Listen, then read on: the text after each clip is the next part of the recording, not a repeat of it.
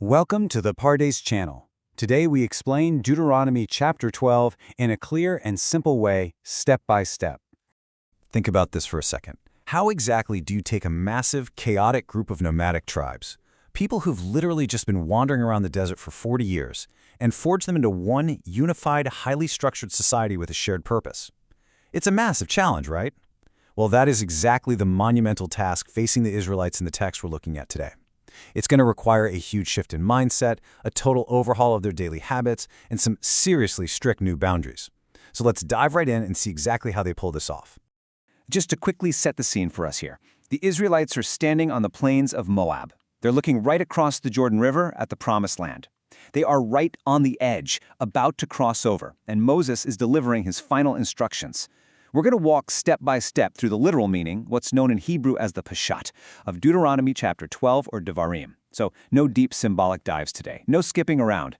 We're doing a straightforward, simple walkthrough of the who, what, where, and why as they prep for a totally new way of life.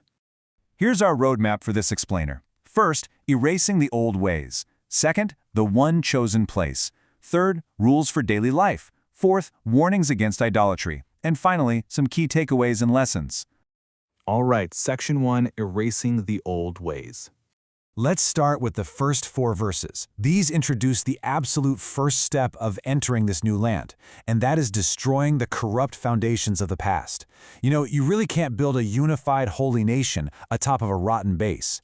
But before we get into the nitty-gritty of this destruction, it helps to kind of understand the type of text we're actually reading. Deuteronomy is heavily focused on the law genre. Now, in Hebrew, this is Torah, which honestly translates much better to teaching or instruction.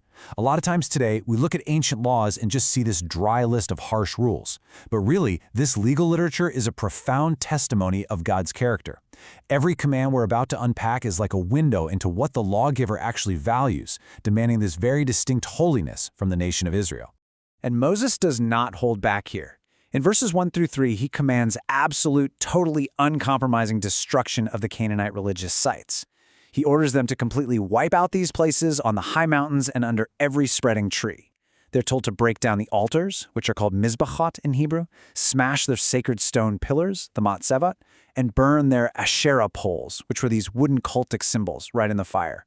Cut down the idols and literally erase the names of those gods from the map. The entire goal is the total eradication of that decentralized pagan worship. Then, verse 4 emphatically drops the hammer, saying you must not worship the Lord your God in their way. God is demanding a completely distinct, entirely separate path. Moving on to Section 2, the one chosen place. This brings us right into verses 5 through 14. Now, you might be wondering, if they can't worship on every high hill and under every green tree like the nations around them, well, where are they supposed to go? The answer is centralization. Moses sets up this huge contrast between their past and their future. He points out that during all those desert wanderings, they pretty much just did whatever they wanted. Verse 8 actually says, everyone as he sees fit. It was frankly chaotic. But once they cross that Jordan River, settle the land, and live in safety, that chaos absolutely has to end. God is going to designate one single chosen place. Hamakom, Asher Yuvkar in Hebrew, literally the place he will choose to put his name for his dwelling. The days of those localized do-it-yourself backyard altars, officially over. So what exactly happens at this one chosen place? Moses lists it out super clearly. They are to bring all of their offerings exclusively to the central hub.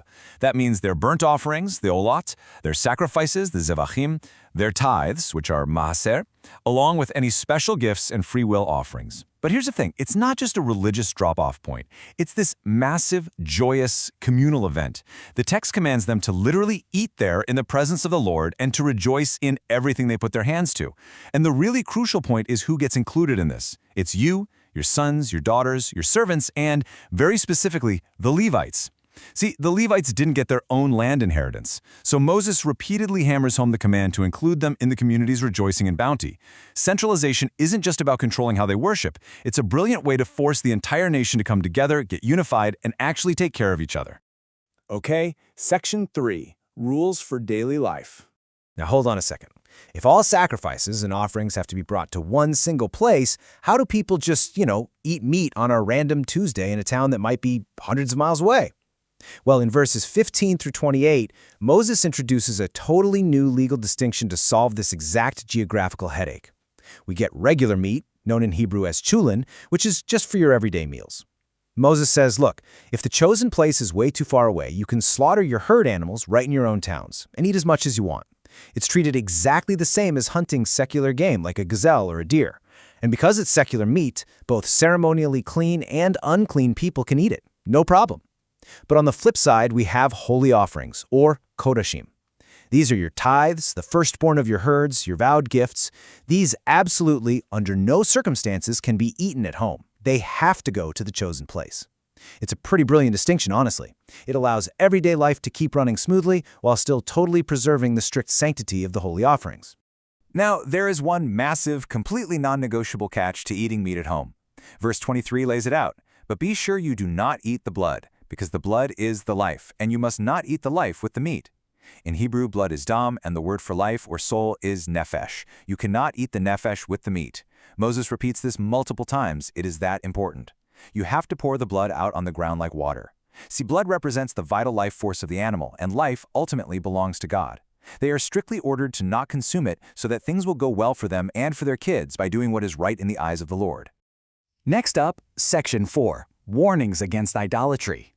As we move into verses 29 through 31, we see that as the Israelites settle into this new land and drive out the previous nations, the physical altars might be destroyed, but man, the ideological threat is still very much alive.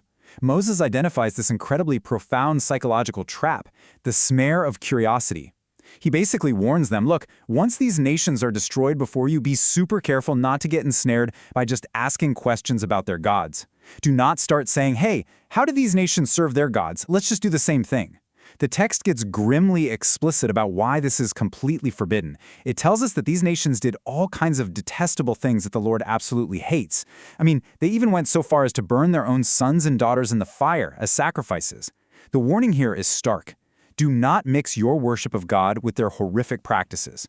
Curiosity can lead straight to compromise, and compromise in this case leads to atrocity. And because of that immense danger, the chapter closes out with this ultimate, totally unyielding boundary in verse 32. Moses says, see that you do all I command you. Do not add to it or take away from it. In Jewish tradition, these concepts are actually known as Bal Tosif, meaning do not add, and Bal Tigra, do not subtract. This rule completely locks the entire system into place. You can't just sprinkle in some pagan practices to your worship and claim you're just, enhancing the experience. And you definitely can't just subtract the commands that you find a little inconvenient. It is a closed, complete system meticulously designed to protect the whole nation from moral decay. Which brings us to Section 5, Key Takeaways and Lessons. So we've walked through the literal step-by-step meaning of Chapter 12. But what does all of this actually mean for us today? Distilling this ancient text, we find some incredibly practical, actionable takeaways for our own lives. Number 1, maintain community unity. Just like the Israelites were called to one central place to avoid fracturing into a million pieces, we too need shared spaces and shared purposes to stay united. Number 2, avoid the snare of negative influences. Just idle curiosity about toxic cultures or bad habits can really drag you down. Sometimes you literally just have to look away and keep your focus on what's right. Number 3, care for the vulnerable.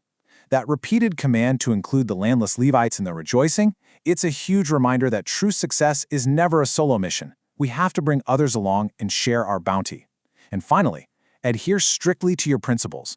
Don't go adding to or subtracting from your core values just because it suddenly gets convenient.